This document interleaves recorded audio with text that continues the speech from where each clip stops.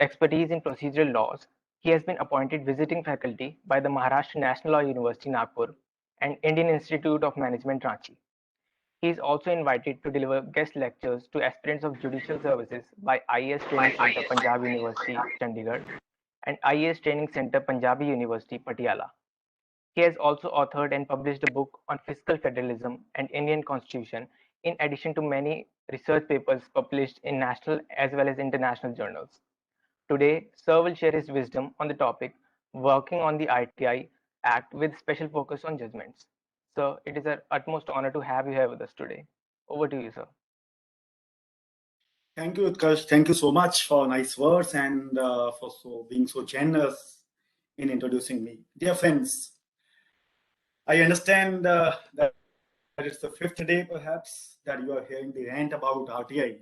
And you might have discussed various provisions of RTI, and all of us have dealt with the RTI in different manners as information seeker, as information provider, as first appellate authority or advisor to first appellate authority, as a litigant before the commission or for the first appellate authority.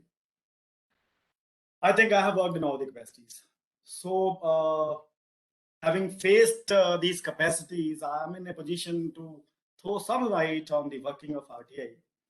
So I'll be only sharing some of the observations, and I would love the questions to be asked and the matter to be discussed. I'm not here to give a pravachan so that I interpret each and every provision of the RTI or give the updeshas which the Supreme Court has given. So straight away coming to the point in hand. So when we talk about right to information, we understand. I think I'll take 5 to 10 minutes to take off. Let me first give the introduction. I understand that you have heard it, but then I think I had to start from there only. Give me 5 minutes and then I'll come to the practical part. So as we see that right to information is nothing new. Article 19(1)(a) in the Constitution, when we talk about freedom of speech and expression. So right to information is part of that. And way back in 1975, you see state of UP versus Raj Narayan, or 1982 SP Gupta judgment, so on and so forth. Right to information has been held to be part of a fundamental rights regime.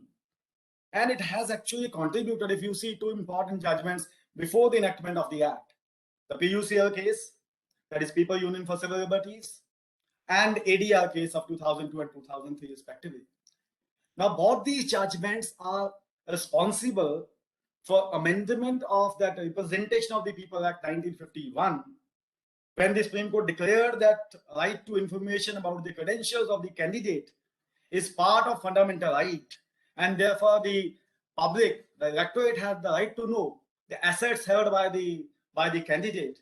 They have the right to know what are the criminal cases which have been registered against the candidate who has stood in an election. And therefore, even before 2005, before the Act was enacted, right to information was an important part of Article 19, and it actually shaped the electoral reforms. And we have section 33A and 33B inserted in that Representation of People Act 1951, only with the view to ensure right to information.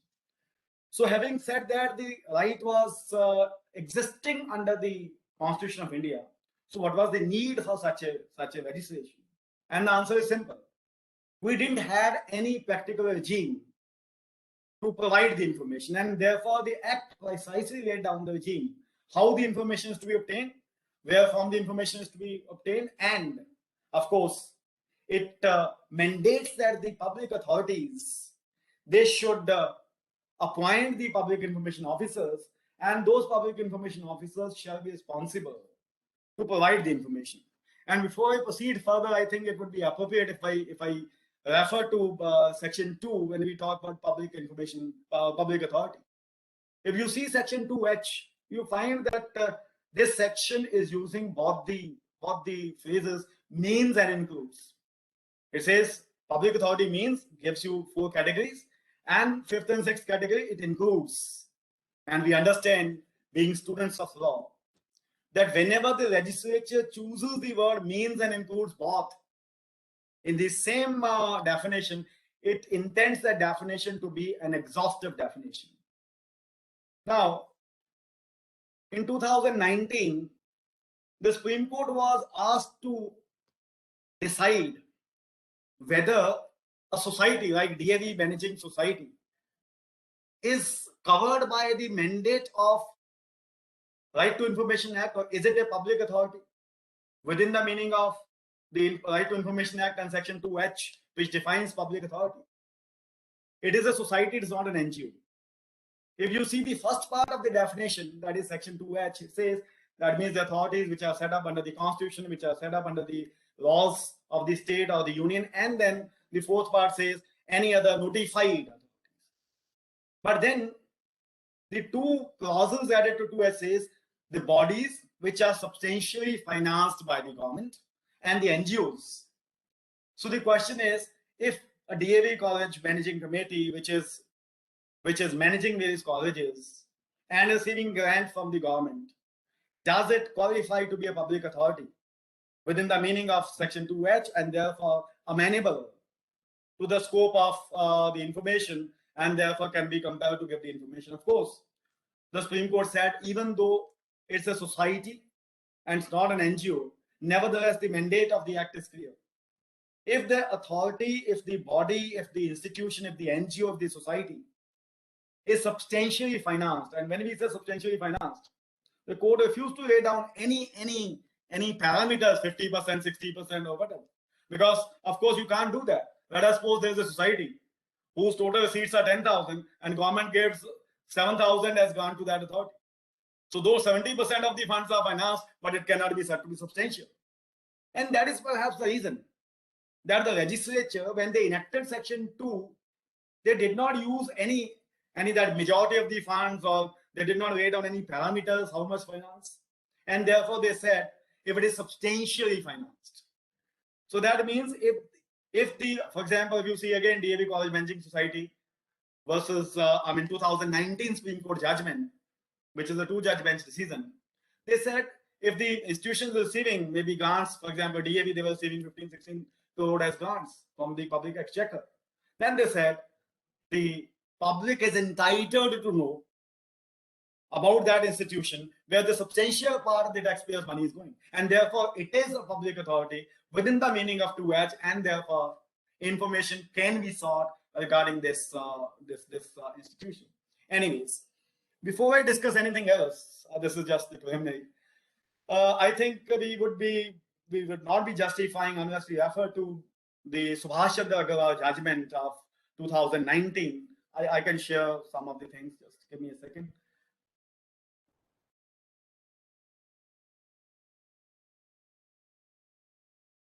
Give me a second.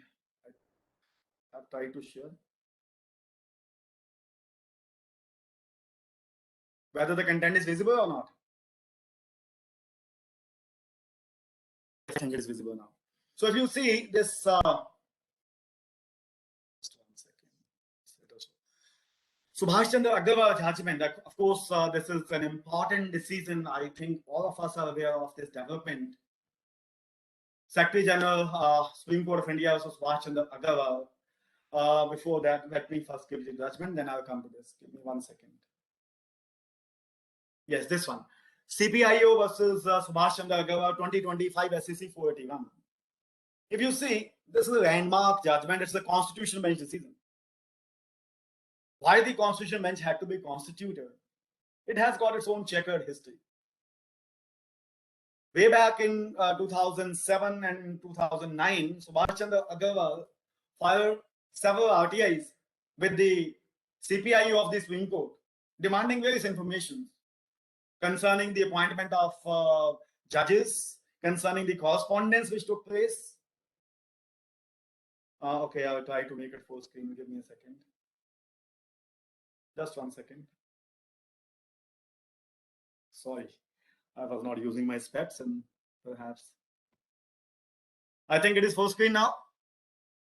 So, Subhash Chandra Agarwal, he filed various RTIs with the CPIO of the Supreme Court containing the information, containing the elevation of judges to the Supreme Court, demanding for information regarding their assets, which were declared by the judges to the Chief Justice in pursuance of the resolutions passed in 1997. And he also sought information regarding file notings. Now, all the three applications which Subhash Chandra Agarwal filed before the CPIO of the Supreme Court, they were declined by the registry of the CPIO.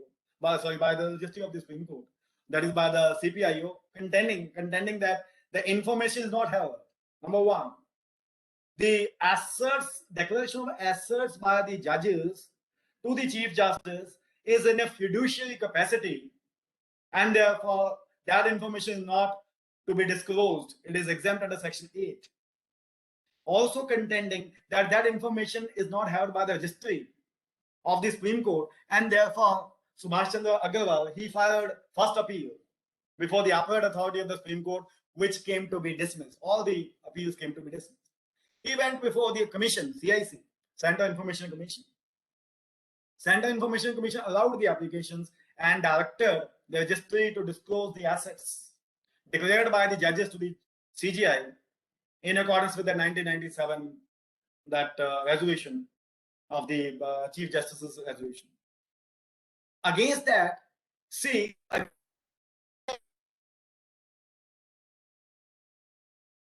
and Delhi High Court, the single judge judgment of 2009 became famous because the Delhi High Court directed the Supreme Court, the registry of the Supreme Court, of course, the CPI of the Supreme Court, to furnish the information, contending that the information is not held in the fiduciary capacity, contending that this is not the personal information. And against the decision of the Delhi High Court, the CPI of the Supreme Court filed an appeal in the Supreme Court.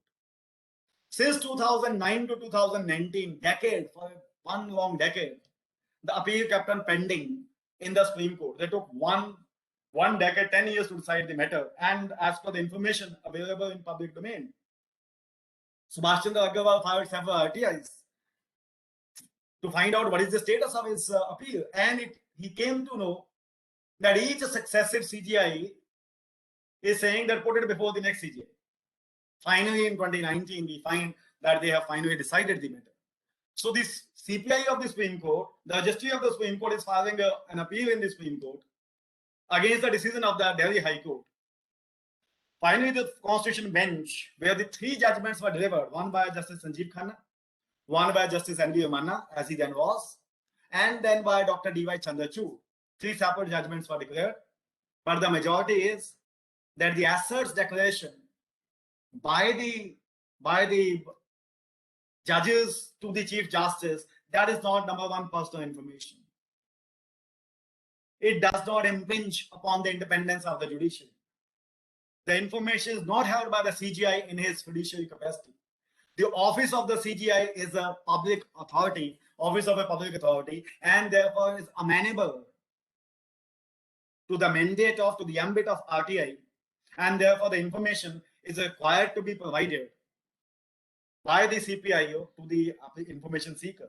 Of course, they had a long, detailed discussion regarding right to privacy, assets declaration by the judges, its impact on the freedom, independence of the judiciary, and its impact regarding right to privacy. They said even the right to information is not an absolute right. We understand that the rights guaranteed under Article 19, they are subject to restrictions which are laid down. 19(1)(a) is subject to 19(2), and therefore restrictions may be imposed. But then the majority said, as he said, the three judgments, and if you call out the majority, they said that this right has to be reconciled with the, of course, the public interest in information. So right to information is is one of the rights, is a fundamental right. A right to privacy has also been declared to be a fundamental right. Both have to reconcile, and when we speak about the assets held by the judges, that cannot be said to be information which would violate the right to privacy, because as a public functionary, the information is required to be provided, and therefore this kind of information is not exempt either under 8(1)(e) or under 8(1)(j). So that is one landmark judgment of the Supreme Court. Before I proceed to discuss anything else, I think there are two important things which I must refer to. One, what is meant by information, and the Delhi High Court judgment in Subhash Chandra Agarwal matter, when the single judge decided the appeal of the Secretary General of the Supreme Court of India against the decision of the Central Information Commission, they refer to the information, the meaning of term information and information held, because we understand the public authority is bound to disclose that information only which is held by it. And therefore, referring to the the famous work of Philip Copper on information rights, referring to that voluminous work, the Delhi High Court said the information held means it suggests a relationship between a public authority and the information seeker. It suggests a relationship. Now, if the information has just come in the hand of the public authority and it is not meant to be kept by the public authority, that information cannot be said to be information held by the public authority. If I refer specifically to what they said, and I have put it on the screen, you can, I think, read that. They said, while information, where therefore the information has been created, sought, used, or consciously retained by a public authority, it is information within the meaning of the Act. But if the information is sent to or deposited with the public authority, which does not hold that information itself,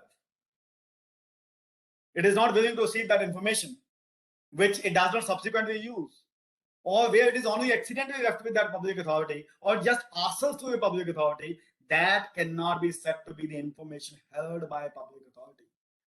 And therefore, we understand that by virtue of Section 3, Section 6 and 7, the information which is held by a public authority, only that information they are required to disclose. And I can refer to an example. Let us suppose that information, that there are multiple offices of an organization, which is a government organization, which is a public authority as per the meaning of 2H. And the highest, and one of the authorities, the information has gone through one of the departments to another department, but that information is not kept by that department, that information is not used by that department, that information is not meant to be deposited in that department. RTI is filed in that department. It cannot be said that such department of that public authority holds the information, and therefore it is not bound to answer. Of course, under Section 6(3), they would have the responsibility to transfer it to the appropriate public information officer, but I'll come to that point a little later. So that is what is the meaning of information held. And before I discuss some of the other important issues, I'll also refer to Section 4, because what I have seen is, in my experience in various capacities, that sometimes the RTIs are filed under Section 4, seeking information under Section 4. Okay, fine. They say, okay, under 4(1)(a), whether this record has been maintained. Under 4(1)(b), subclause this, provide me information pertaining to this paragraph of this paragraph. We understand that under Section 4 of the Right to Information Act, various liabilities have been imposed upon the public authority that they shall, within 120 days from the date of the enactment, they shall computerize the relevant public records, they shall publish the relevant public records. And a word used is Section 4 is shall. Every public authority shall. But then we must see that under 4(1)(a), they have used two expressions. Those records that are appropriate to be computerized and subject to the availability of resources. So if you file an RTI before PIO of any organization, which is a government organization, and you say that provide me information under 4(1)(a), 4(1)(b), clause 1, clause 2, clause 3, why you have not computerized that information, it is a duty of every organization to computerize, because the word used is shall. We must understand two factors. Number one, that the legislature has given that discretion to the public authority to computerize only that part of the records which are appropriate to be computerized. That decision is to be taken by the public authority and not by the information seeker. Second, computerization of the old data, that is subject to the availability of the resources.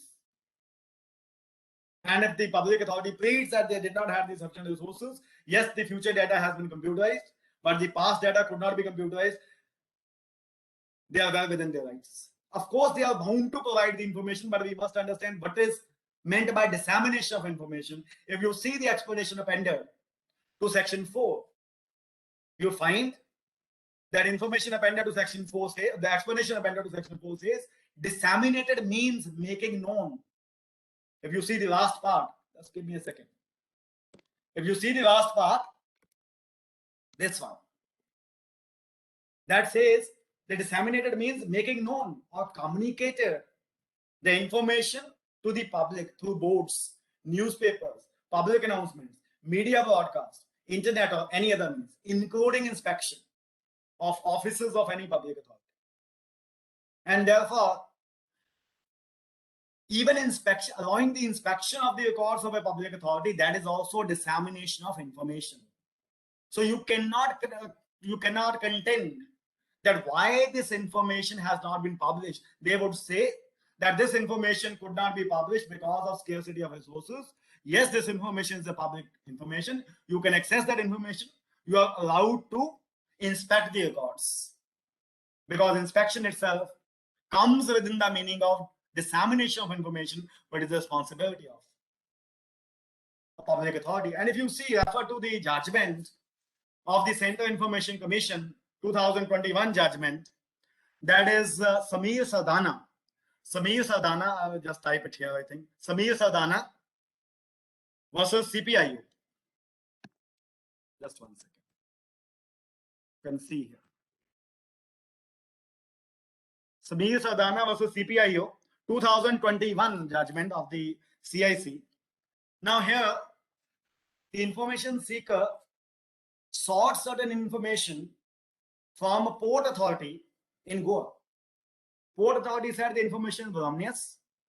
This information cannot be photostated. Yes, because the information is not held in the form. That is one of the most important pleas taken by the information providers, that the information is not held in the form in which it is demanded. For example, you may ask that, okay, how many times the head of the department have visited a particular place?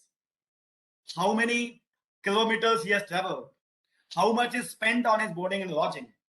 So it may happen that the head of the department has traveled on 10, 20 occasions during the last 5 years. And that information is not kept in this form. They are kept in the logbooks. Every time he goes, he said, okay, fine, on this day he has gone there, on this day he has gone there. But they have not made available the information pertaining to one particular place. HOD is visiting 20 places every day, but the information sought is only pertaining to one particular place. So the information has not been collated, has not been compiled, has not been kept in the form in which it is demanded. And the PIO says, either you take the photocopies or you inspect the records and you tell us whichever is the relevant information, we can give you the copies. And if you see, there are many judgments, including this Samir Sardana also, they have said that the information seeker, when he rejected that I don't want to inspect, they said then he himself has chosen not to give up the information. When he chooses to inspect, he can take photographs. But he cannot say I should only be given photographs. When the record is of such a nature that it would deteriorate, if the repeated photo stat is done, then of course photographs can be given, but he cannot compare, he cannot claim it as a matter of fact that he should be given the photographs. He cannot claim it as a matter of fact that he needs information in any other manner, that inspection is no way. Inspection is one of the modes of furnishing information. Another thing about section 4 which you need to keep in mind is, if the information is not provided under section 6 or under section 7, as the case may be, there are penalties for violations. Penalty may be imposed on the PIO, on the first appellate authority, but then there is no penalty for violation of section 4. Section 4, which obligates the public authority that it shall maintain all records, computerize them, it shall publish relevant records, which is given in various provisions of section 4, subsection 1b. It does not contain any penalty whatsoever for not computerizing the records, for not publishing the information in the form of prospectus, not publishing the information in the form of emoluments, not publishing the information pertaining to the manner in which decision has been taken, not publishing the information as to the bodies, their functioning. So it only makes the obligations, provides the obligations of the public authority, but does not lay down any penalty for their violation. And that is where you have to see the scheme of that RTA Act, that you cannot seek information regarding compliance of the obligations under Section 4. Of course, you can seek, but then if they do not provide, or if they have not computerized, they have not published the relevant records, you cannot seek penalties against them. That is one aspect of the matter.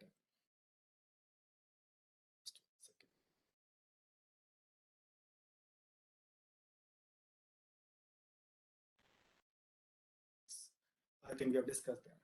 Another very important judgment is CBSE versus Aditya Bandyopadhyay. You might be remembering that the Supreme Court categorically allowed in CBSE versus Aditya Bandyopadhyay that a candidate can apply and seek the copy of his answer scripts.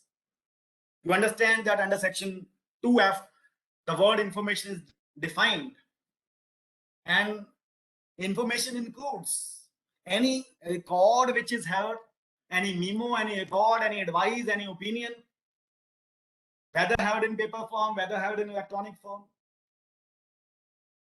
In 2011, when Aditya Bandyopadhyay filed an application for seeing, he wanted the copy of his own, he wanted to inspect his own answer scripts, and it was denied. The matter went up to the Supreme Court, and Supreme Court said a person is entitled to see the copy, his own answer script.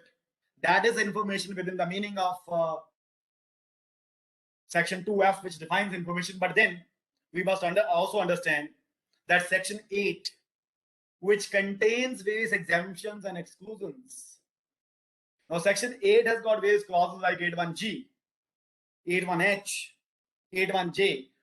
If you see 8.1e, J and H, 8.1j, 8.1e, 8.1g, and 8.1h. These four clauses are mostly used to deny the information. For example, here also, it was claimed by the CBSE that the answer script would contain the name of the examiner. It would contain the marks given by the examiner. It would contain the name of the checking assistant. And therefore, it is an information which is held by us in fiduciary capacity. The relationship between an examiner and the CBSE, that is the board, they said that information is in fiduciary capacity, and therefore there is a power under that Right to Information Act that information cannot be disclosed under Section 8. Secondly, they said disclosure of such information would jeopardize the life and liberty of the examiner, and therefore that kind of information should not be given. The Supreme Court said, of course, information as to who examined my paper, that information cannot be provided. That is a confidential information, information held in a fiduciary capacity by the board, that is CBSE in the instant case. And that information, apart from that information, they said candidate is having the right to examine his own answer script. Of course, they never said that the candidate is having the right to examine somebody else's answer script.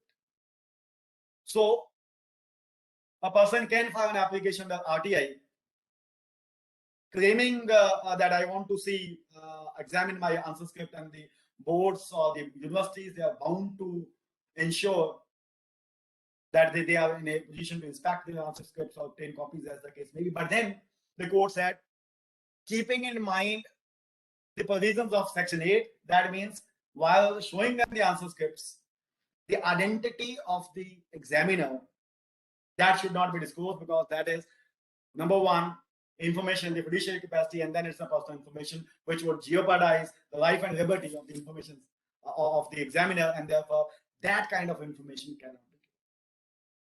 Once that CBSE versus Aditya Bandyopadhyay was decided, of course, there was a flood of information, flood of applications for seeking information with various examining bodies, be it UPSC, be it state public service commissions, or other other bodies conducting competitive examinations. And therefore, it was contended that they are also bound to show the answer scripts. They are also bound to show the marks awarded for each individual question by the examiners. And if you see UPSC versus Angesh Kumar 2018 4 SCC 530, again you find that the court deliberated upon this matter in quite detail. The UPSC, of course, objected that, see, there are the information which is demanded is regarding the cutoff marks. See, there's a detailed procedure in UPSC and other public service commissions conducting these examinations. There are preliminary marks awarded by the assistant examiner, then the head examiner is there. Head examiner might change the marks. Then those who check the totaling, etc., the assistants, they would see that some question is unmarked, and then there would be scaling. Scaling of those marks would be done. So keeping in view all these factors, they said it would involve the disclosure of the identity and of various persons, and secondly, it would create confusion in the mind, doubts in the minds of the information seekers that actually what marks have been awarded. As I said, marks awarded by one assistant examiner, they would be reviewed by the head examiner, and if any questions remaining unmarked, of course, the assistant would see that, checking assistant would see that, and he would record that. So keeping all these things in mind, they said, so far as public service commissions are concerned, so far as the competitive examinations are concerned, you cannot apply Aditya Bandyopadhyay judgment there too. And therefore, the Supreme Court said that we are of the view that information sought with regard to marks in civil services exams cannot be directed to be furnished mechanically. Now, that is where the important part is. They said it cannot be directed to be furnished mechanically. They never said that the information cannot be furnished. They said you have to compare, you have to contrast the exams conducted by the public service commissions and other bodies like CBSE or ICSE or other boards and universities. Furnishing raw marks, as I said, they are required to be scaled, they are required to be checked. They said that would cause some doubts in the mind of the public, and that is, public interest is not served in disclosing those marks. However, the court said, and this is the important part, court said if a case is made out where the court finds that the public interest requires furnishing of such information, court can provide that information in a given set of facts and circumstances. Unfortunately, Angesh Kumar's judgment was interpreted to mean that the marks, interview marks, etc., of the public service exams conducted by public service commissions, they are not to be provided. But we must keep in mind the context in which this judgment was given. As he said, here the information seeker has sought not only the marks given to him by the panel, not only the marks given in the written examination, but also he had sought the information as to cutoff marks. He had sought the information as to scaling. He has sought the information of raw marks. He has sought the information of revised marks. That is where the court made such an observation. And if you see Aditya Bandyopadhyay and Angesh Kumar, if you compare and contrast both the judgments, you find that if you have to move an application seeking examination of, inspection of, copies of answer scripts, then you need to have the following things in mind. The person can seek information as to his own answer script. He, of course, there's nothing in Aditya Bandyopadhyay, Angesh Kumar, where the courts have said you can see the answer script of someone else. Yes, he must have appeared. He must be a candidate. He can see his own answer script. He must make an application in the prescribed form with the prescribed fee for seeing the information. And so far as that part of the information is concerned, as to the disclosure of identity of the examiner, that is exempt under Section 8, and therefore he cannot ask for that kind of information, which reveals the identity of the examiner. And sorry, that is where, if you see this Iqbal Hussain versus Registrar Guwahati High Court. Now, what happened here is the 2019 judgment. What happened here? That the exams were conducted for grade 3 officers in Guwahati High Court, and information was sought. What the Guwahati High Court or the registry did, they published the marks obtained by each individual candidate in the main examination, and the average of the marks awarded by the panel of experts. So there were 3-4 members in the panel. They gave marks, all of them gave individual marks, and those marks were averaged out. The average of the marks awarded by the panel of experts, that was published, not the marks given by each and every expert. So what the information seeker requested, number one, he wanted to know the names and designations of the experts in interview. Number two, he sought information pertaining to marks given by each individual panel, each individual member of expert, not the average. He said, I can take out the average. I know how to calculate the average. Give me the marks given by each and individual, expert in that interview panel. Of course, relying upon the decision of the Supreme Court in Bihar Public Service Commission versus Syed Hussain Rizvi, which again is an important decision of the Supreme Court, where the court said you cannot disclose the names and addresses of the panel of interview board because that would endanger their life and liberty. Someone might avenge because he has take revenge because he has got lesser marks, and therefore that would jeopardize their right to life and personal liberty. That would expose them to disastrous consequences, and therefore the court said way back in 2012 that information as to the names who took the interview, that cannot be given. Going by that decision, the Guwahati High Court in 2019 said, of course, the names of panel members cannot be given, but they also said individual marks given by each member of that interview panel, they can also not be shared with the examinees, because they said that would also jeopardize the right to life and liberty. That would also endanger their right to life and liberty. And therefore they said, we have already published whatever information we intended to publish. As I said, right to information is not an absolute right. It is subject to reasonable restrictions which may be imposed under 19(2), and each organization may prescribe that these are the restrictions. So therefore, of course, keeping in view the constitutional mandate, and of course, keeping in view various judgments, it is not an absolute right. So as I said, the information, similarly, if I have appeared in interview, I have seen various RTIs, I have appeared in interview somewhere, I have sought information pertaining to marks obtained by me, I'm entitled to get how much average marks I've got. I'm entitled to know how many marks have been given to me. But then if I say how many marks other person has got, if that is an information which is published, the things are different. But if the information is not published, though their emphasis is on that this information should be made available, but if for any reason any institution has chosen not to disclose that information, the information seeker can of course seek his own information, but information seeker cannot obtain the information of a third person, because that would again attract 81J read with section 11 of the Right to Information Act.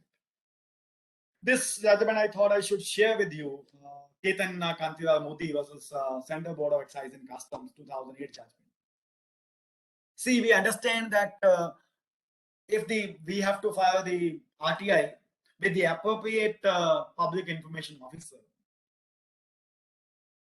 But then sometimes we understand that there are provisions in section 6 of section 3 that if the information is, RTI is filed before a PIO, which is not the concerned public authority, he should transfer it to the appropriate PIO.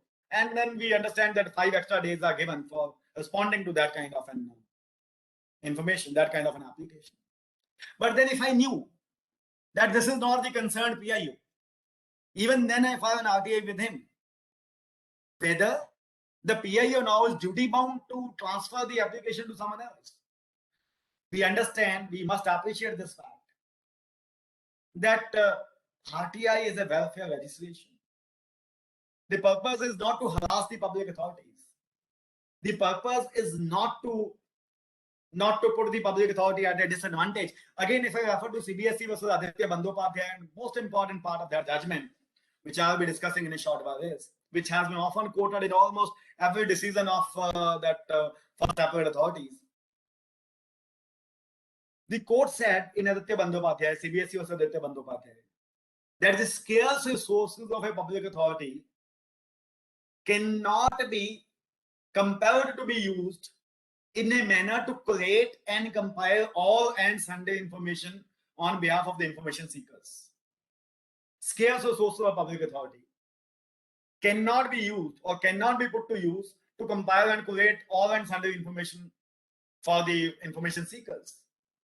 The information which is held by the public authority, of course, they are bound to supply that information, but they are not to collate, they are not to compile, they are not to prepare reports for the information seekers. They are to provide the information as is held by them. Not that if I'm asked for the particular information, ye kitni dafa gaya hai banda yahan se, how many times he have gone, where he has gone, give me, compile the data for me. They are not required to compile the data. In the same way, the scarce resources of the public authority cannot be used. When I'm an advocate, I'm filing an instant case.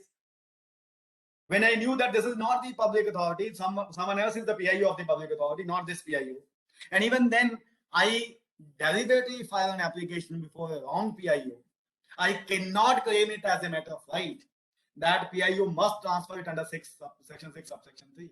So therefore, they said information seekers required, obligated to file an RTI before the jurisdictional PIO, concerned public authority, who holds the information within the meaning of the Act.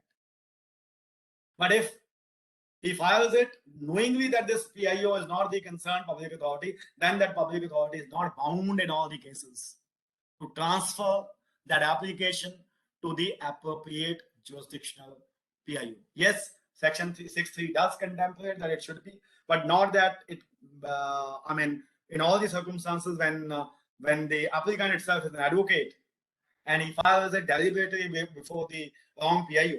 Again, I would refer to that Sardana judgment of 2021. Now, where the CIC came down very heavily, Sameer Sardana, the Central Information Commission came very heavily on the information seeker, because they said information seeker is, it appears that he is deliberately harassing the public authority by filing repeated RTIs on the same subject. I've seen RTIs which contain around 200 questions. 200 questions, 10 subjects. Of course, I would again make a reference to, if you see section 6, it uses it a request. A person can file a request for information. A request. Does it mean one single subject? Or does it mean more than one subject? Of course, purposive interpretation is the rule, and if we say purposive interpretation is the rule, then of course we would say that in such circumstances, it is not necessary that information should be confined to one subject. Yes, there were judgments of some of the state commissions that one RTI, one subject. But one thing is clear, there's nothing in the Information Act, Right to Information Act, which says one RTI, one subject. Rather, there are judgments under the RTI Act of the high courts where they have said that nowhere the RTI Act says that the RTI, one RTI should be confined to one subject. It may be more than, even when I see Sameer Sardana also, it was also pertaining to many subjects. I've seen, as I said, RTIs containing 200 odd questions. There's nothing in the RTI Act. Yes, if you see Rule 3 of the RTI rules of 2012, that rule does state that the length of the RTI should not ordinarily exceed 500 words.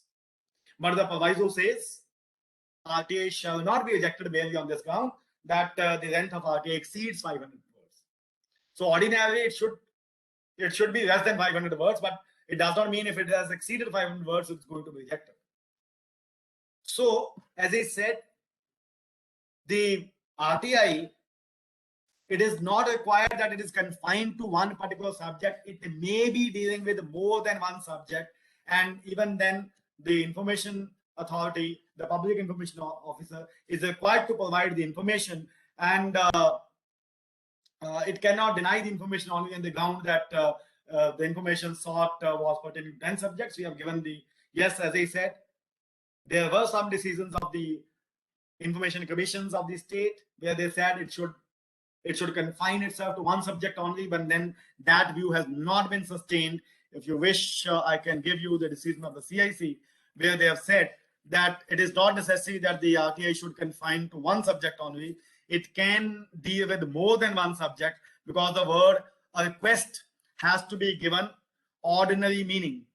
You can refer to the decision of CIC in Amit Pandey versus CPIO 2010.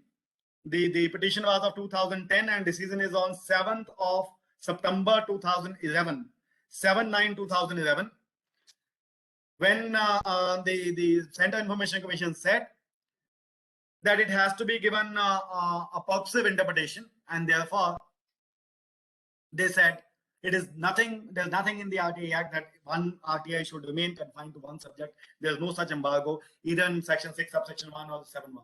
Anyways, I'll discuss a few more cases. I understand that I thought that I'll not speak for more than 45 minutes.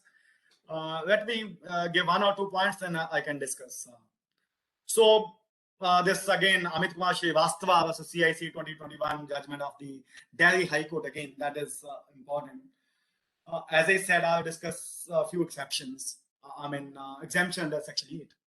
If you see 8(1)(h), now 8(1)(h) also deals with the exemption where where public authorities, they resort to 8(1)(h) that the information would impede the process of investigation. It would be prejudicial to the investigation, especially when some cases pending against a person. He seeks information from the police authorities, and the police authorities would deny that information under 8(1)(h), claiming that it would impede the process of investigation or the prosecution of the offenders.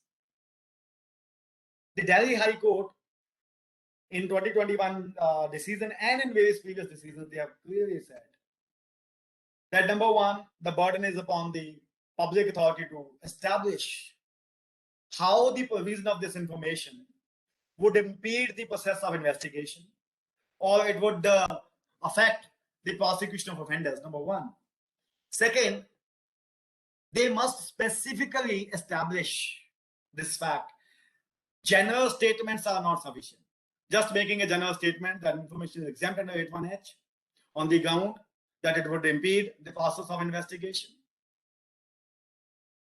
I think I am audible. Yes, sir, you are audible. Okay, fine. So in Amit Kumar Srivastava, Delhi High Court said that it is for the public authority to establish, number one, that information sought would impede the process of investigation, or it would impede the prosecution of the offenders. Making general statements is not sufficient. They had to establish it, number one.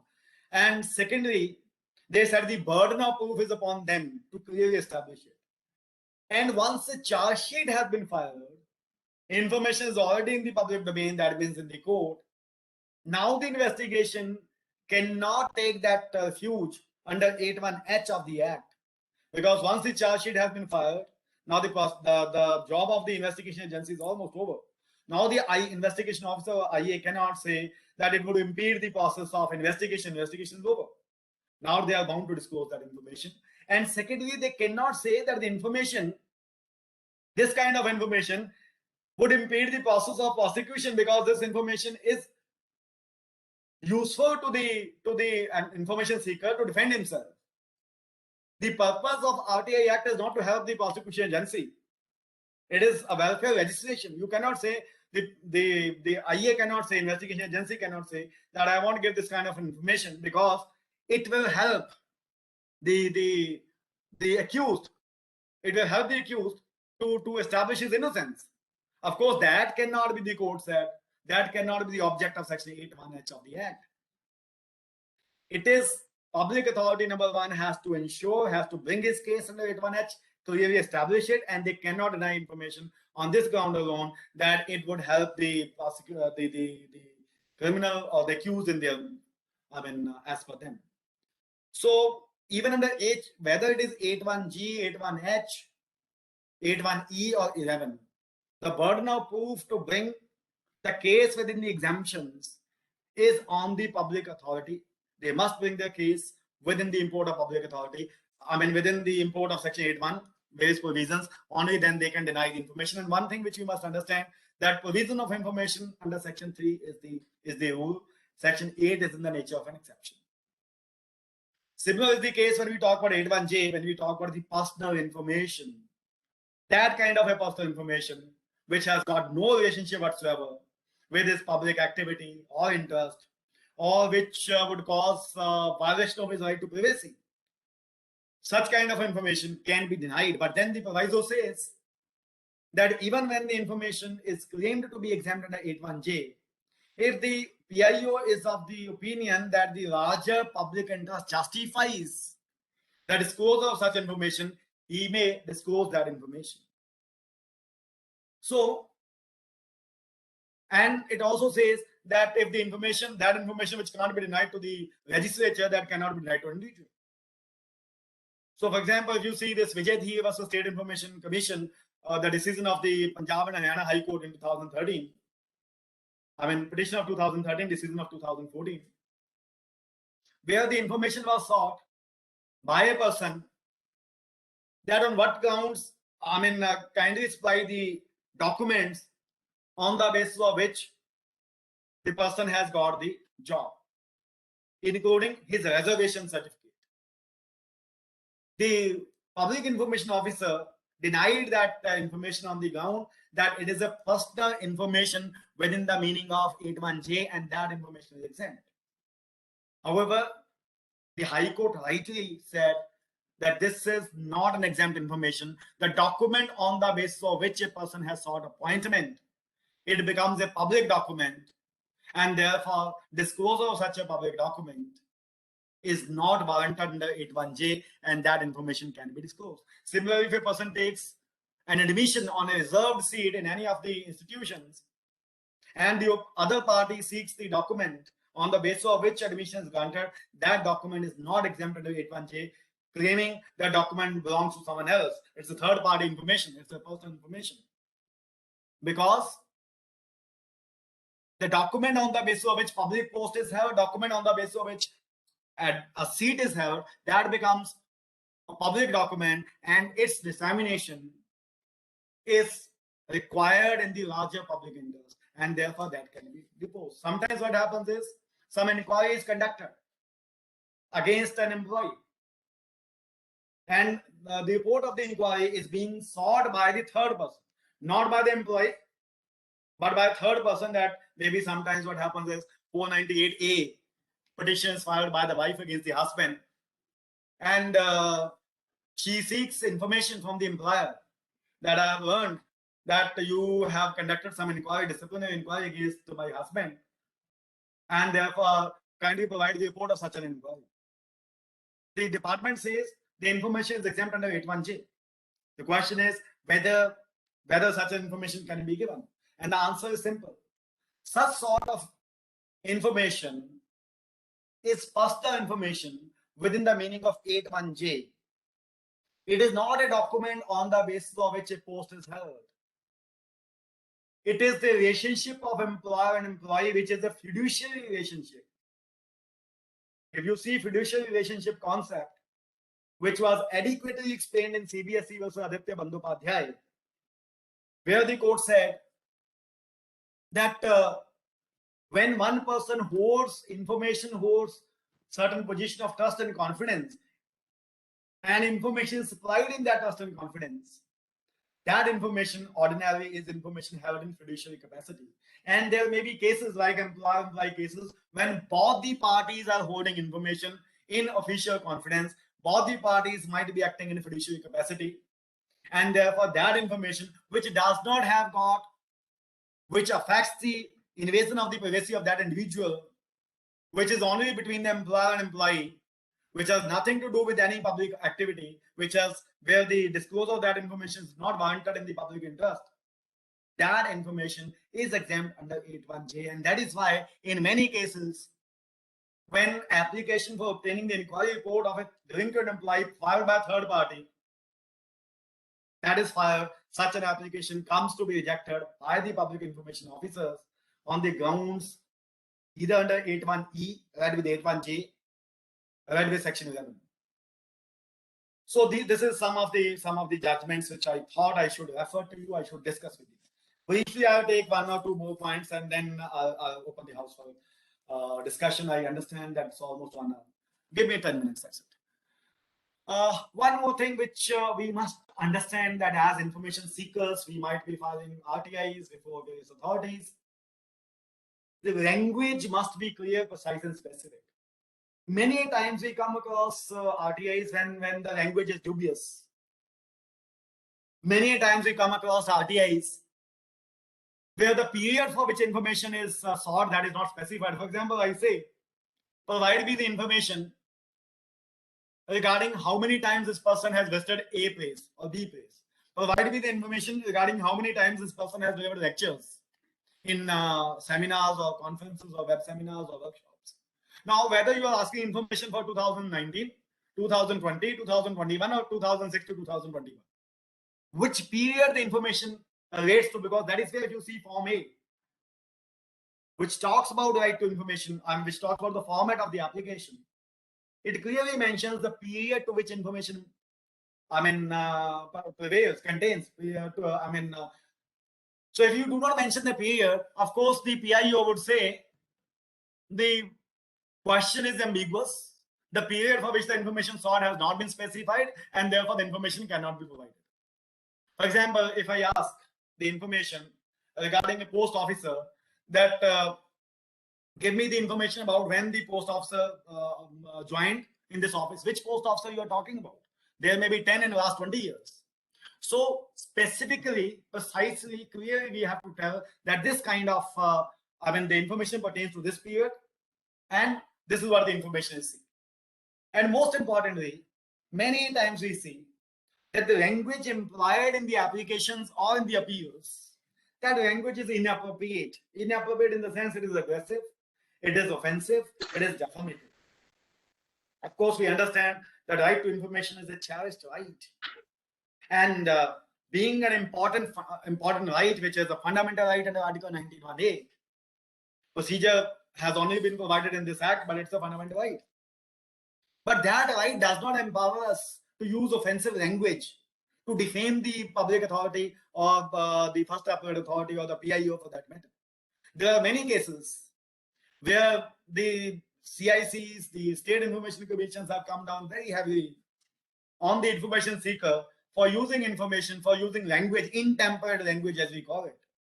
And I can refer to this Pratap Singh judgment. You can see where the Information Commission, Central Information Commission, said that indecorous language, which is unworthy of a citizen who calls himself as a social activist, that has to be avoided.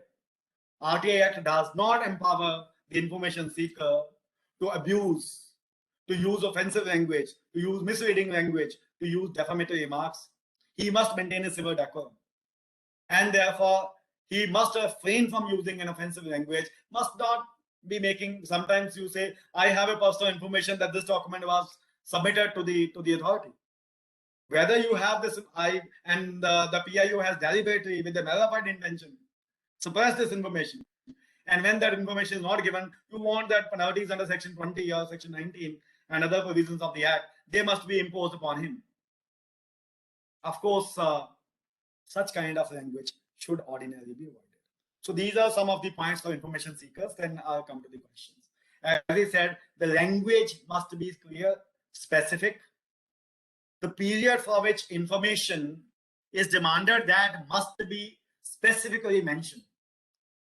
Interrogative queries, you might have come across various judgments right from 2007, 2008, where the courts have said that in RTI Act basically empowers the information seeker to seek information which is held by the public authority. It does not empower him to ask questions. It does not empower him to ask why this decision has been taken, on what basis you are deciding. It does not empower him to question. So therefore, interrogative queries, why, how, those queries are to be avoided, because otherwise the PIO would seek a huge, under the decisions of the High Court and the Central Information Commission, and he would say that this kind of information is not to be provided under the RTA Act. If you can refer to Dr. Sirsa Pinto, judgment of the Central Information Commission versus Goa, sorry, of the State Central Information Commission, Dr. Sirsa Pinto versus Goa State Information Commission.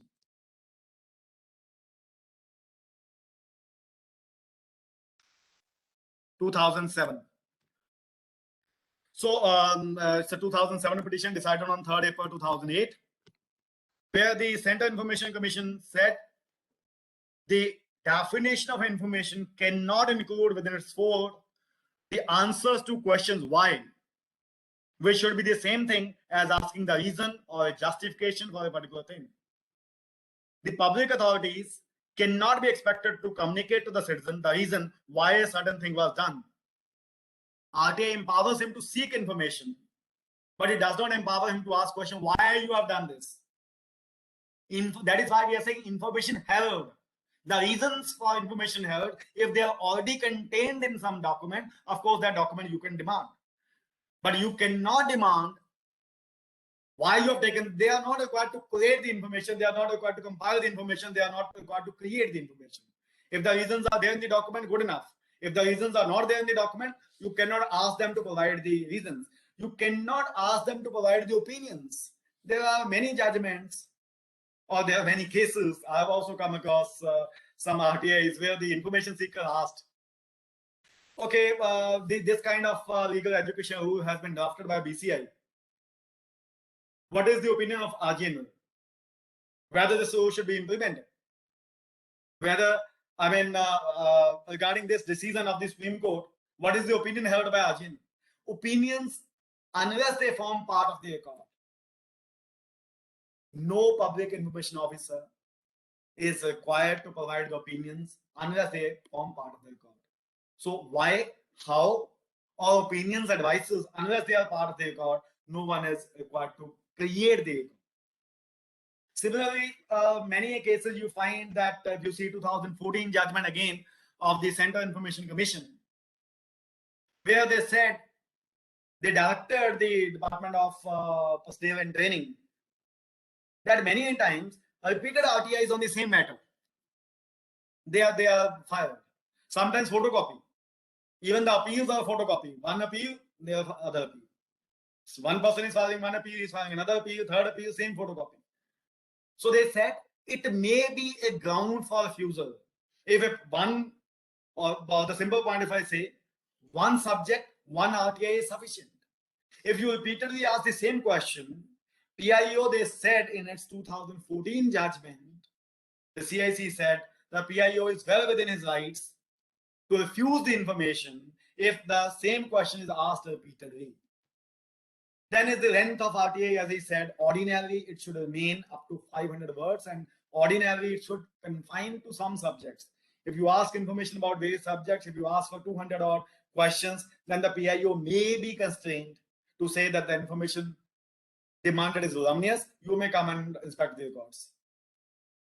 And therefore, as I said, there's nothing in the Act which says that it should pertain to one subject, but ordinarily you can ask one or two or three subjects, but don't put RTIs on 10 particular subjects in one RTI. You can, of course, file multiple RTIs if you wish to. You can, if you are inspecting that, if you are allowed inspection under Section 6, or under Section 7, you can, of course, get a photocopy. You can ask for the photocopy, but then PIO may refuse photocopy on the ground that the document, after repeated photocopy, it has become very, I mean, it has deteriorated, and therefore it may become destroyed, and therefore it may ask you to inspect the document, taking necessary precautions. Then you can take photography, you can do the photography. Another point, again, I refer to this Sameer Sardana judgment. If you see Section 3, it uses the term a citizen has the right to information. So a citizen, normally when we file an RTA application, you find at the bottom, we write that I'm a citizen of India, blah, blah, blah. But can PIO ask for the proof of citizenship? Again, in Samir Sardana, if you see, Samir Sardana, the Center Information Commission, because the information was pertaining to Port Trust and of Goa, they said it is a confidential information, it's a sensitive information, and the PIO asked for the proof of citizenship. Matter went up to the CIC. CIC said ordinarily, of course, Section 3 empowers the citizen to access the information. It is not that we have said everyone and anyone can file the application. But then they said ordinarily information should be provided. But then in sensitive matters, when information on all aspects of the working of that port is sought, the PIO can seek evidence of the identity or evidence of the citizenship of the information seeker, and there's nothing in the act which bars the PIO from seeking the evidence as to his citizenship, and therefore they said that may be justified. But then the Center Information Commission categorically stated that this is not the rule. As in exceptional cases, the PIO can ask for the proof of citizenship. That is briefly what I thought I'd share with you. Now I think we can have questions, and then in response to those questions, I can have a Thank you so much, sir, for sharing. I think I said that in any case, I will not go beyond 3. I'm sorry that I've gone beyond 3. Yes, we can have some questions now. Sir, it was definitely an insightful session. As sir has mentioned, we would now like to move forward with your questions. All the participants are requested to put their questions in the chat box. In case the participant wishes to ask their question by unmuting themselves, they can do the same by raising their hands. Hello, sir. This is Arya. I wanted to ask one question. So, as we know about PM CARES, which is a body created by the notification of the government, and the persons associated with this body, like Prime Minister, which is also the ex officio chairman of this trust, and other cabinet ministers who are the constitutional functionaries. So it creates an impression of public office. So between these two, which can be the viable ground to bring PM CARES within the ambit of a public authority? If you see Section 21H, that deals with the definition of public authority. It is not established under the Constitution. It is not established under the State Act. It's not established under the Central Act. It's a society. It's a society. So all societies are not public authorities. Yes, if it is substantially financed, if it is substantially financed by the government, center, or state, as the case may be, of course, as I said, it is not an NGO. It is a society which can come within 21H, provided it's financed by the central state government. Yes, there were judgments of the information commissions where they had said in the past, for example, Gymkhana Club. They said since it is the head is the DC, Deputy Commissioner, he being a public authority, he being a person who is holding a post owing to his official capacity, therefore that should be a public authority within the meaning of the definition of public authority. But then he is holding that office by virtue of his being the DC. But whether in PM CARES, that society which determines who shall be its chairperson, which determines who shall be its head, whether it would be a public functionary, that is a question which is yet to be decided. In my opinion, it should not be. Because ultimately we have to go by what the act is saying. Yes, sir, it involves substantial amounts. But sir, without obtaining our permission, like I don't know about the other state governments, but in our Maharashtra, all the central government and the state government, no, without obtaining our permission, they deducted 1 day salary, sir. And they deposited that, and huge amount is, sir. Then without permission, if they are taking our 1 day salary and then they are saying that they are not public authority, then what is this, sir? You know, whom shall we question then? See, there are various bodies, charitable bodies to which we make donations and we claim exemption under Section 80G of the Income Tax Act. So all of those bodies to whom we donate funds, they may not become public authorities within the Navy. The employer deducting 1 day's salary without your consent is deemed to have taken your consent because you have not objected to it. You have not objected to it, and therefore it is you are deemed to have consented. No, sir, they And had not therefore the issued. consent was had. So that time it was a corona period, so we were working from home, and say they didn't give us any authority letters. They did not issue, and they did not willingness and unwillingness. They had not demanded that, sir. When we In got many the cases- salary, we came to know they deducted 1 day salary, and each one's I'll 1 day give you one. salary is going up to 3,000, 4,000, 5,000, depending upon each one's pay scale. In many cases, we have seen this in many cases, even at our place, but then we did not opt that kind of a method. We asked the employees, those who want to contribute, and many denied. And those who denied, we did not deduct that. That is one part. Second is, in those cases when the amount is deducted and the employee did not, object, as I said, this is deemed to have consented. That is one part. Second is, it is an employer-employee relationship sort of thing, where RTI does not come into. As I said, we cannot seek information, but one employee cannot seek information pertaining to the other employee. So you should have spoken to your employer that you don't want to donate, and I want to donate. I want to use my funds in a in a better manner, as many of the employees at RGN have done.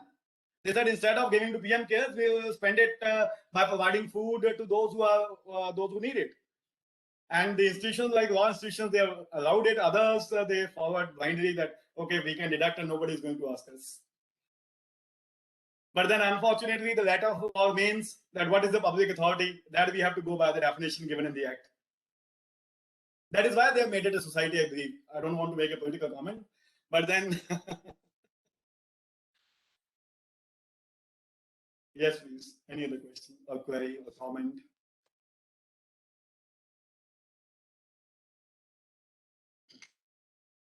Yeah, I have one question. Sir, you were speaking about that repeated RTI on the same topic.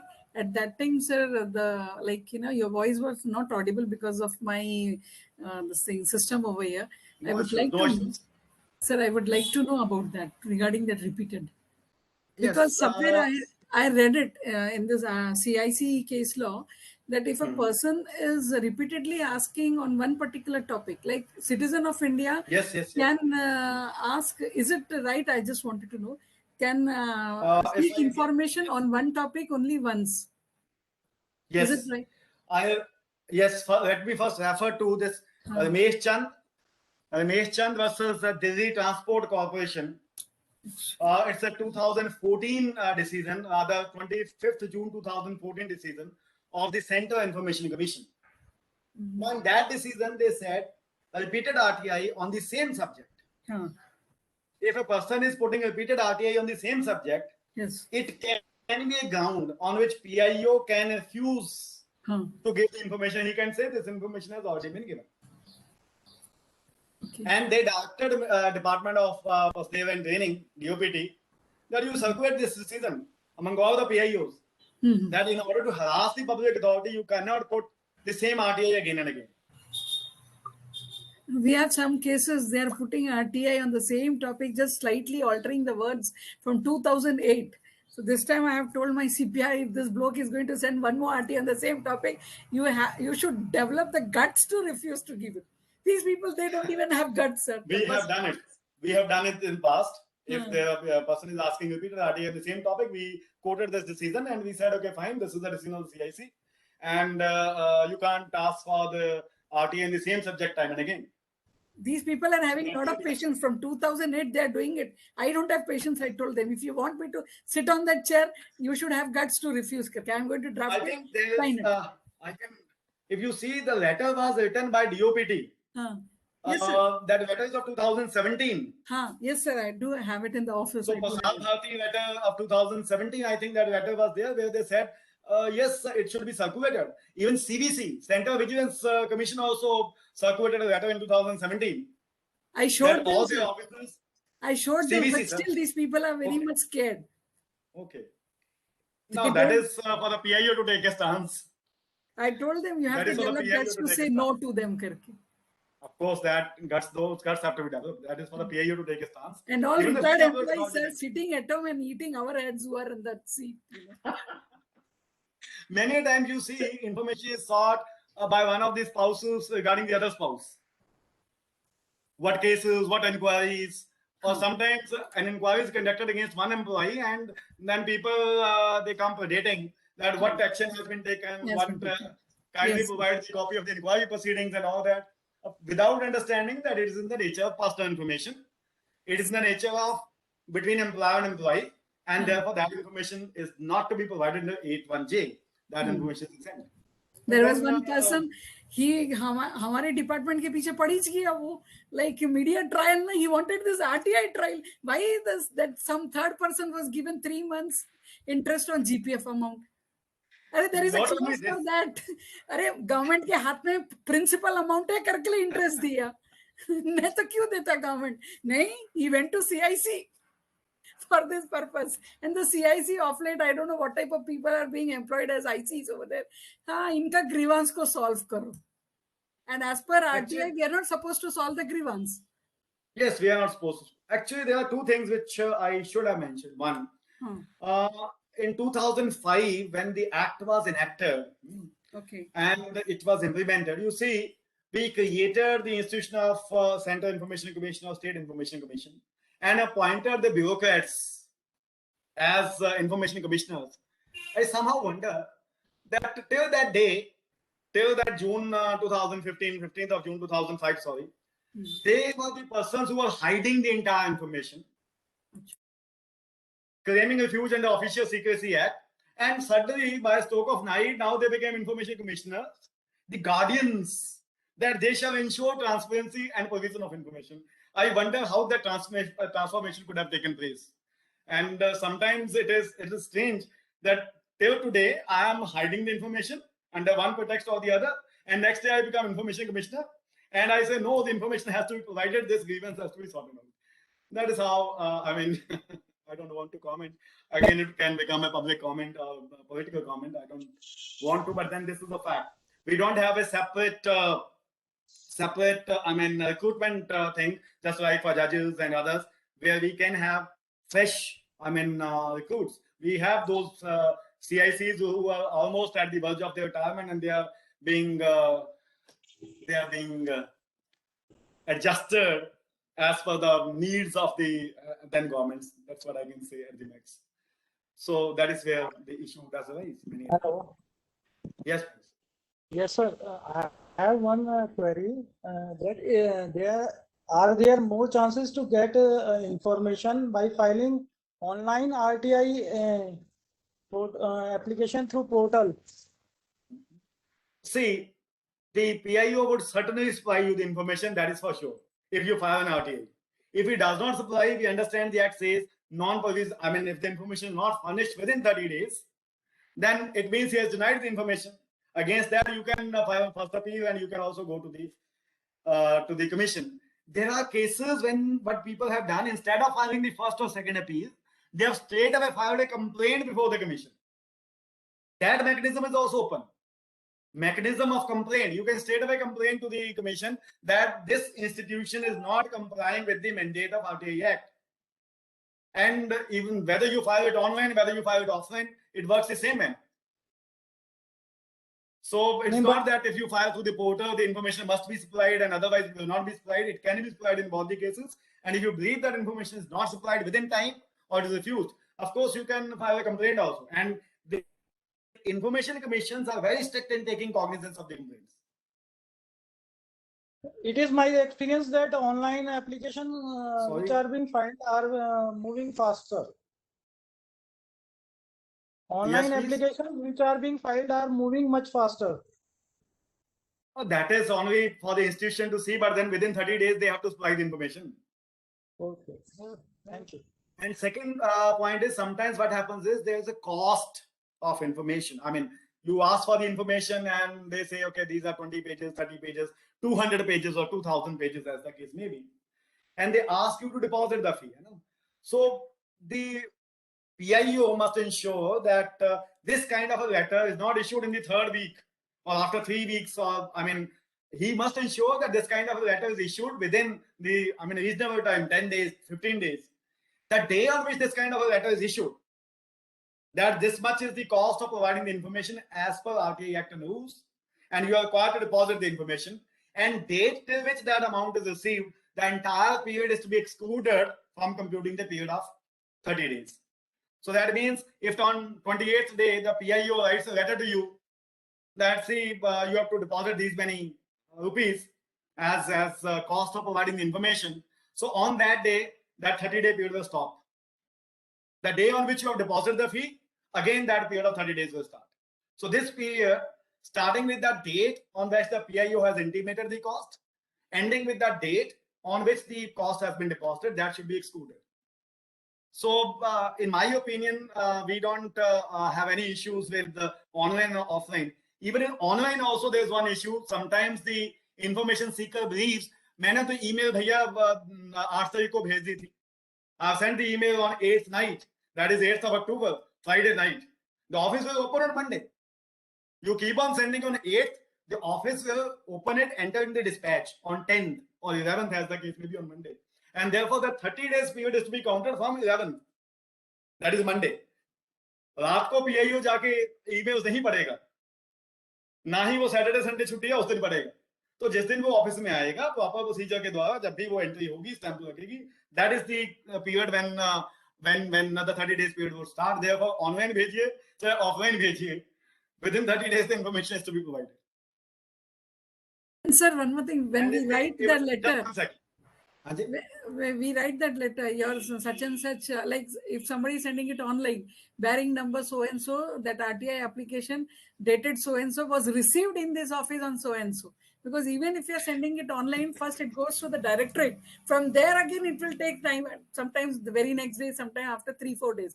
So जैसे अगर 1 तारीख को आपने भेजी और directorate को गया 1 तारीख को, डायरेक्टरेट ने 5 तारीख को दूसरे ऑफिस को भेजा, तो वो 5 तारीख से 1 महीना काउंट होता है. But generally what people think, हमने तो 1 तारीख को भेज दिए, 30 तारीख को हमको आना चाहिए. अरे भैया हमको जब मिलेगा वहां से 1 महीना होगा.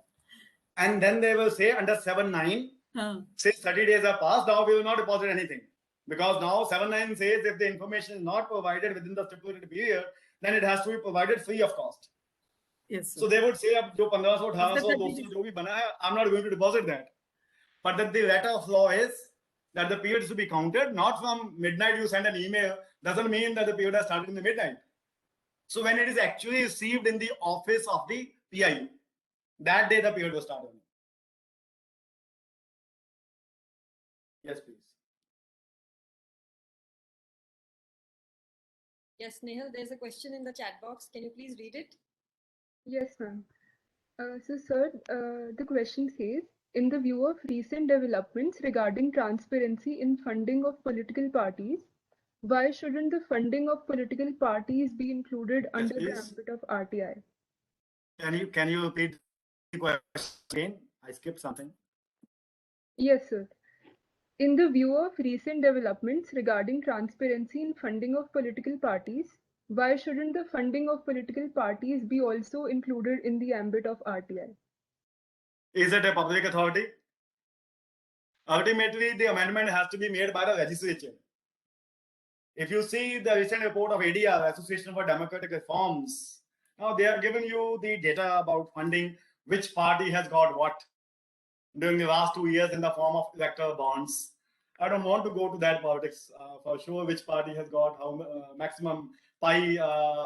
But then I think I can say one thing, that everywhere the party in power gets the maximum, one way or the other. So, so far the enactment is concerned, we have to decide to whom it applies by applying the definition of public authority. Unless the legislature, yes, it's a good thing that electoral form should be there. It's a good thing that political parties should be made accountable. But the fact of the matter is it a public authority within the meaning of Section 2? The answer is no. And if the answer is no, then I mean, it's a legislative amendment which is required to be made. Yes, it should be done, but that is for the legislature to see and political establishment to see when to make this kind of an amendment. So far, they have not made it. And if I can say something from the core of my heart, they are not going to make it. That's what I understand. None of the political parties will do it. As I said, whosoever is in power, that will get the maximum pie. So आज एक है का दूसरी आएगी वो भी नहीं करेंगे. So of course it should be done. As I said, electoral bonds has become a very convenient way of financing and maybe the black money being injected into the political parties, and it's a very bad thing for any democratic country. But then, as I said, these are the forms of the legislative amendments which are to be made by the legislature. We can only recommend, but we can't make amendments on our own. Yes, please. Shiva ma'am, you have a question? Dr. Shiva? Good afternoon, sir. It's been indeed a pleasure to listen to you as always. Sir, I have like two queries. One is regarding that at times we see the hoardings, at times when elections are near, the political parties and the state governments, they make the claim that 15 lakh ਕਿਸਾਨਾਂ ਦੇ loan ਮਾਫ ਕੀਤੇ ਗਏ, ਇੰਨੀਆਂ ਲੜਕੀਆਂ ਨੂੰ ration ਆਸ਼ੀਰਵਾਦ ਯੋਜਨਾ ਚ ਦਿੱਤਾ ਗਿਆ. So sir, could we seek that information? Point number one. Is that a political claim of the government or a political party? And second question I would like to ask is that as a matter of fact that the person who is seeking the information has to pay the cost of taking out that information, like the photocopy cost or that kind of thing. So sir, if I am seeking the information relating to authenticity of the claim that government is making by hoardings, so in that case, sir, I will have to pay the photocopy case cost of that much of a bulky document, or if I am asking the information in a CD form as it has been written in the RTI Act, still I have to pay for the burning of the CD, or the same cost has to be paid by me. This is the two. There are two things. There are two things which I must point out. One, that we can seek information as to how much expenditure has been incurred by the government on advertisement. But authenticity of that advertisement is, as I said, reasons why. That is not the mandate of RTI. Yes, I can put an RTI how much employment is generated, how much loans have been waived. That RTI can put. Sir, we cannot ask beneficiaries. Beneficiaries, we can't ask. Beneficiary can ask how many employment has been generated. How much? You know, the beneficiaries of a particular scheme. That's they are the saying. Beneficiaries of. Yes, who Yes, were. that is the public information that can be sought. That this much of employment has been generated. This much of loans have been waived. That information can be sought. Information as to how many people have benefited can be sought. But then personal information, name of the person who waived this, that is something a personal information. Putting that in the public domain. See, I think in July 2021, the CIC ordered an inquiry that you have put the names of all the persons who are seeking this kind of information, that kind of information on websites. You can't do that. Names of the beneficiaries, yes, you can seek name, but then you can't say how much amount, how much employment generation that you can seek. But if you want to see, ये बताओ किस किस को कितना दिया, उन बंदों के नाम और address, that may they say this is the personal information. Consolidated amount you can seek.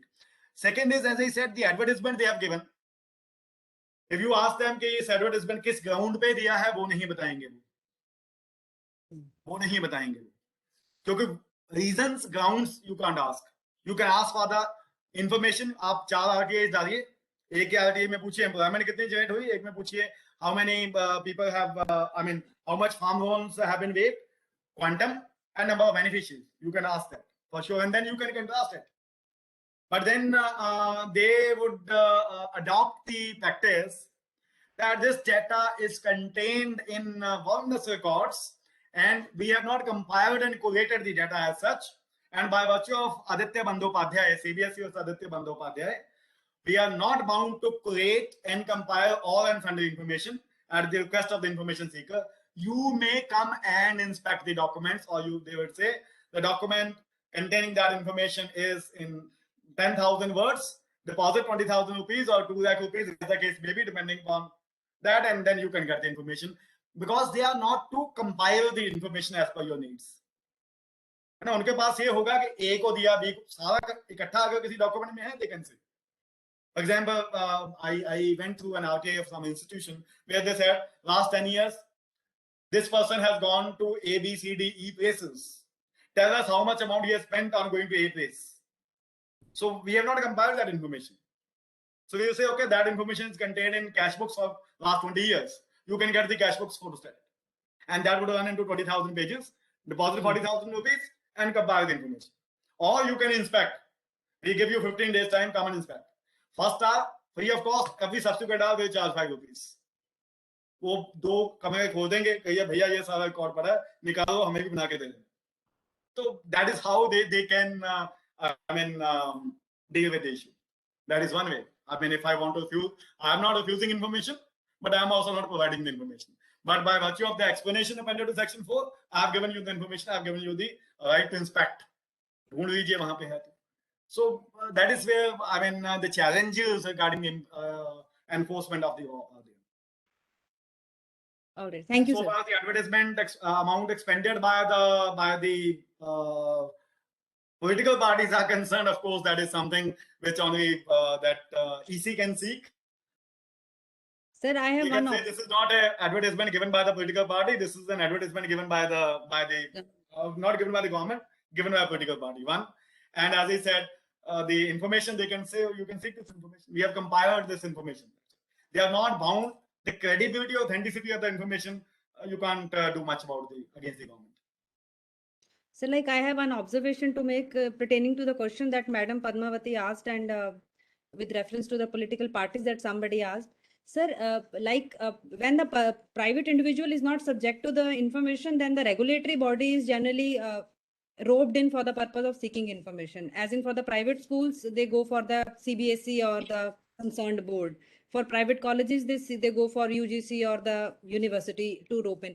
Sir, similarly, in the case of political parties, couldn't EC be made EC happens to be the regulatory and the registering body? Sir, so couldn't isn't it possible that EC could give the information regarding the funds of the political parties are registered with the Election Commission of India? Done, sir. Fine, but their internal democracy, their elections, their funding, that is something not contained in the electoral code, neither in the Representation of People Act of 1950 or 1951.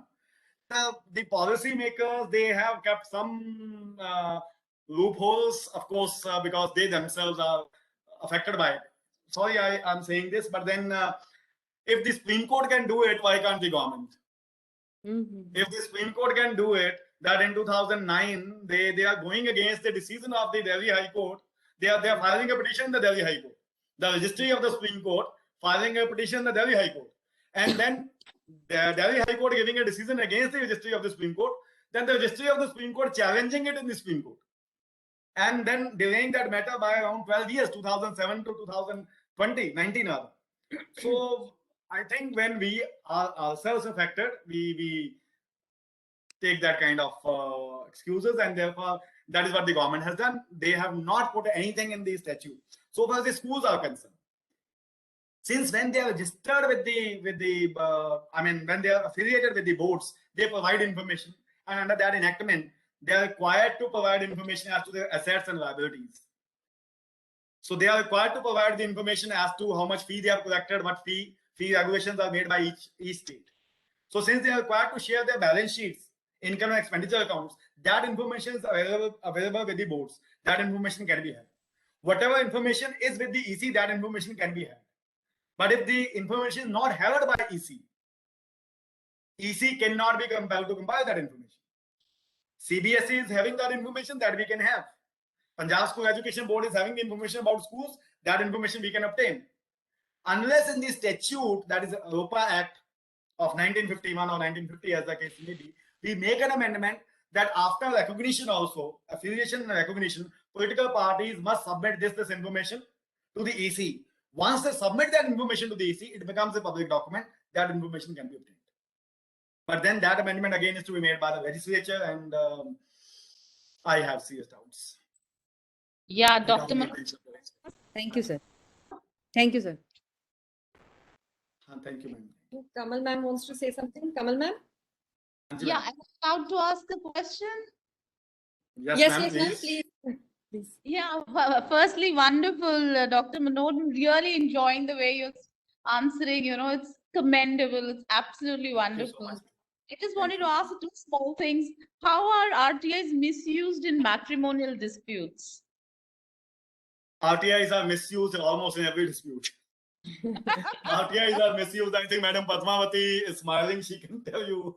I think RTIs, I think in matrimonial disputes, if I take 1 minute only, I have seen at least 10, 15 such cases where the husband or wife, they are filing RTIs in the office. They are filing RTIs के इसके increment कब लगी, इसको कोई inquiry हुई कि नहीं हुई, इसके डॉक्यूमेंट्स जिन बेसिस पे इसने नौकरी ली थी, इसकी ट्रांसफर कब हुई, क्यों ट्रांसफर हुई, एसीआर की कॉपी भी मुझे दीजिए. So of course that is being done. That is being done, and almost in every case they are doing it. So sorry. So it is misused. Padmavati ma'am, you want to say something? Your opinion with regards to RTI, with regards to the collegium system? Haji ma'am, can you please repeat? Collegium system for appointment of judges. Haji ma'am. I think CPIO versus Subhash Chandra Agarwal 2020, which I referred to at the first instance. There the court has dealt with this aspect of the matter, that the information held by CGI pertaining to this, that information can be disclosed. He is a public authority within the meaning of the Act, Information Act under Section 2, and therefore the information held by CGI, that is held in the capacity of a public officer, public authority, and that information can be disclosed. Okay. So that is the constitutional bench. As I said, there are 3 judgments delivered therein. So the majority is that it is an information which can be disclosed. Very interesting. Thank you. Very interesting. Thank you, sir. Mr. Mahesh has a question. Mr. Mahesh Jariwal, you can go ahead and ask your question, please. Thank you very much for the nice session that I am really enjoying. I am doctor. I have shared one PDF file in the common group. There is a statutory body, that is Gujarat Medical Council, and we file a complaint against the doctor in that particular statutory body. Even after 2 years, the inquiry has not completed, so that we have made an RTI regarding the status of the complaint, and what they have given the answer, that the complaint received in the council office are conducted according to the provisions laid down under Chapter 6 of the Gujarat Medical Council Rule 1969. When I referred this book, there is no Chapter 6. So, okay. Yes, please. Yes.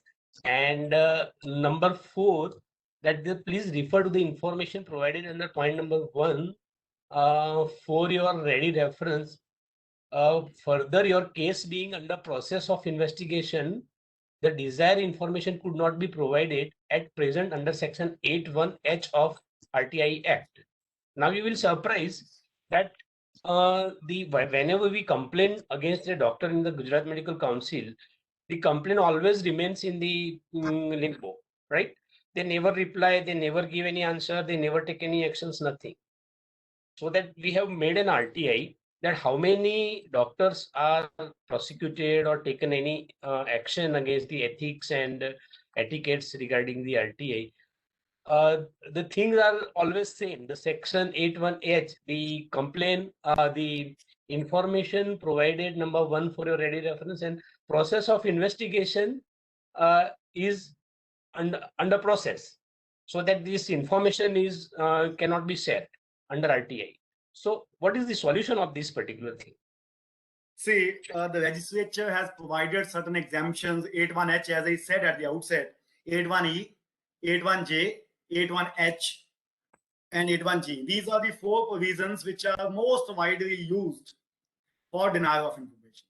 Okay. So far 81H is concerned, they would say that the provision of information would obstruct the investigation which is being carried out, and therefore information cannot be shared at this stage. Unless you justify that there is a public interest involved, in the disclosure of such information. And now what is public interest again, that is something which is capable of different interpretations. So the onus would be on you to say that, see, public interest is involved in the disclosure of such. Once they have established that the disclosure of such information would impede the process of investigation or bringing the offenders to book, then they have done their part. Now they are not going to share the information because that is exempt in 8.1h. Unless you justify that public interest is in the disclosure, that is the larger public interest. One. Okay. Second is, as I said, that why they have not done it, that we cannot ask. Okay. They have to provide the information. If the matter is pending, that is pending. They cannot.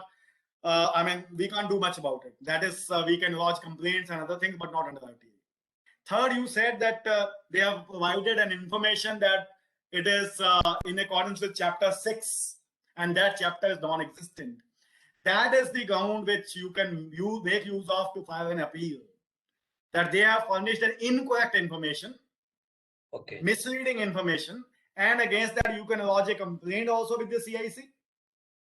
You can file a first appeal also, but then I can tell you the answer they are going to come. They would say it is a typographical mistake. We wanted to say Chapter 4, somehow it is written as Chapter 6.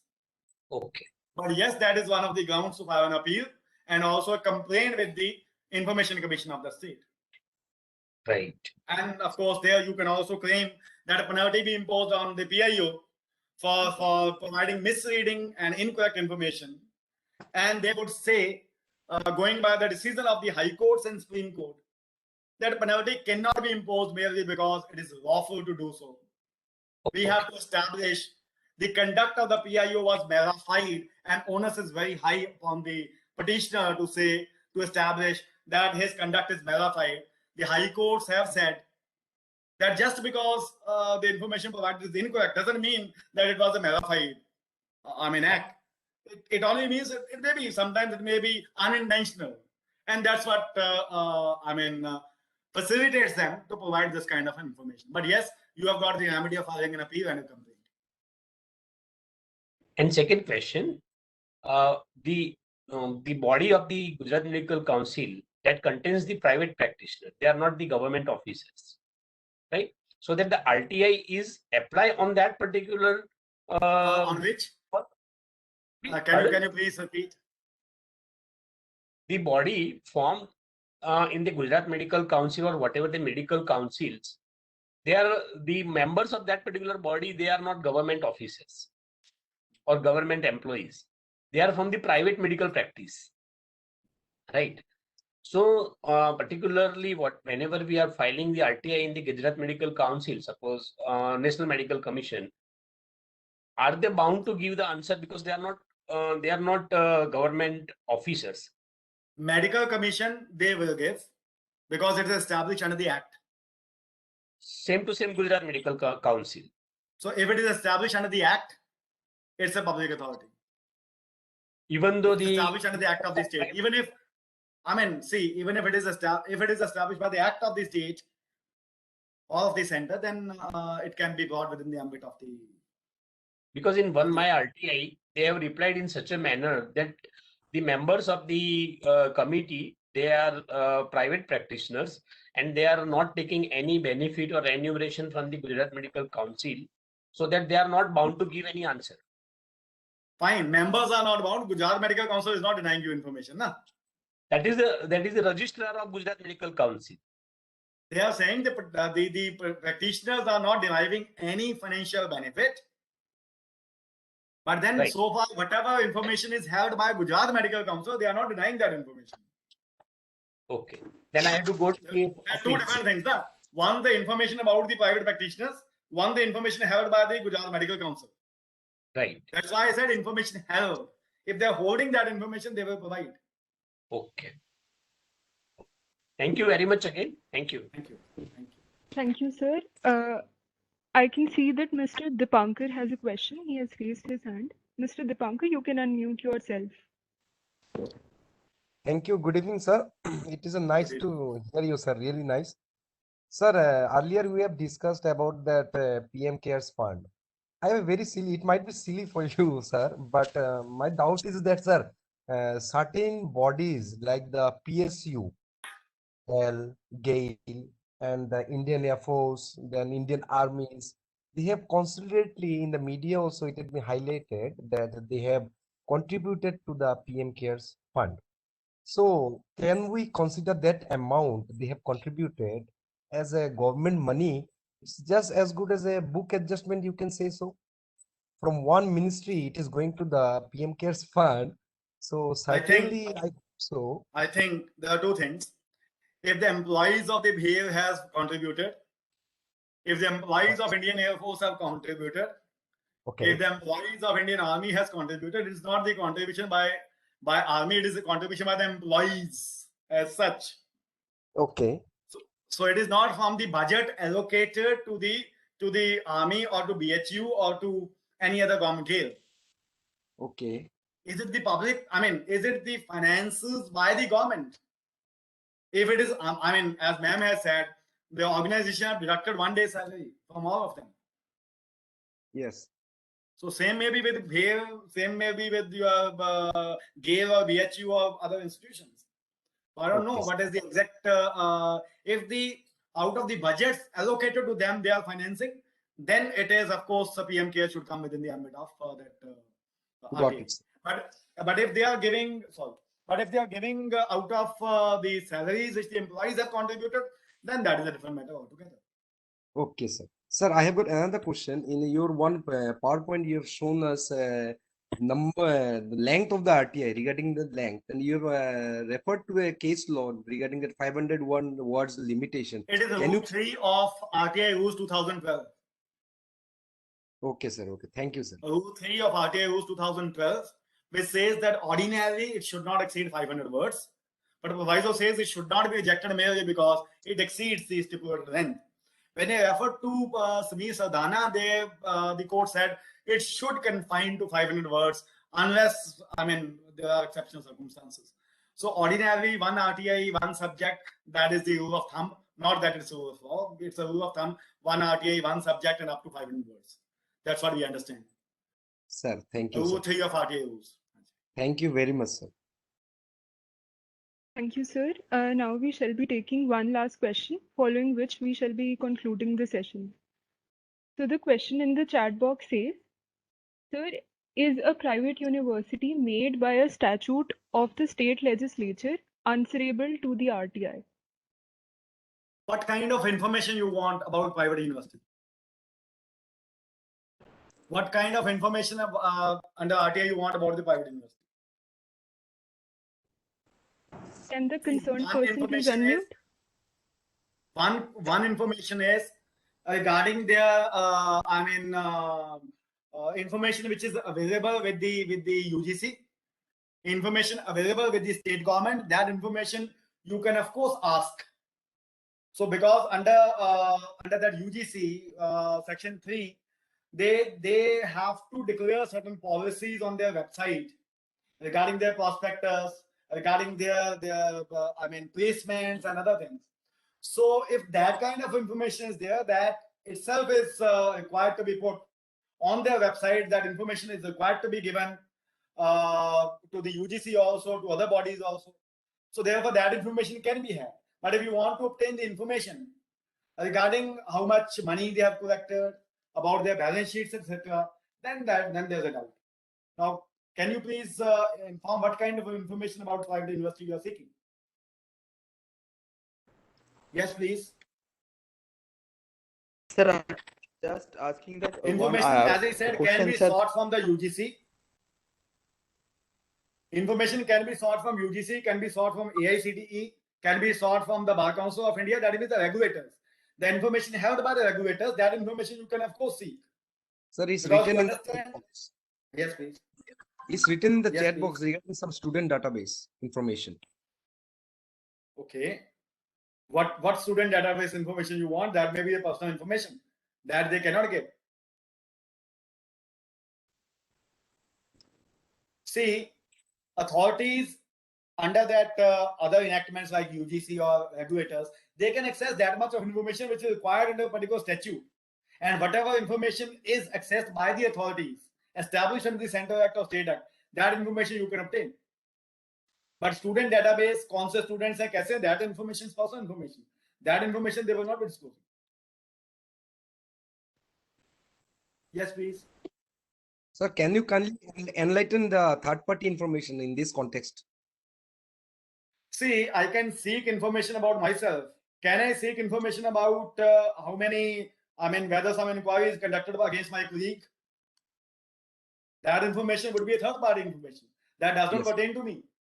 Can I seek information about my administrative officer? Whether some inquiry has been conducted against him? If yes, kindly provide me the report of the inquiry. That would be a third-party information. That is between the employer and employee. That information is held by the employer in his fiduciary capacity, and that information I am not entitled to take. That is a third-party information. Okay, sir. Yes, please. Sir, there was a question in the chat box. Many government departments don't have means to receive RTI application online even after initiatives like digital media. And PIO's contact details like name and address are not mentioned clearly. How to seek the information to specific or right PIO considering the above scenarios? Kindly explain the options available. If the information about PIO is not in the public domain, though that is the responsibility of each public authority, you can send your RTI to the HOD, to the head of that department. I believe that information must be available in public domain. Or you can simply put it public information officer and put the address of that particular institution. It will definitely go to the PIO. And if it does not concern the PIO, then we understand under section 6 subsection 3, he is bound to transfer the RTI application to the concerned PIO.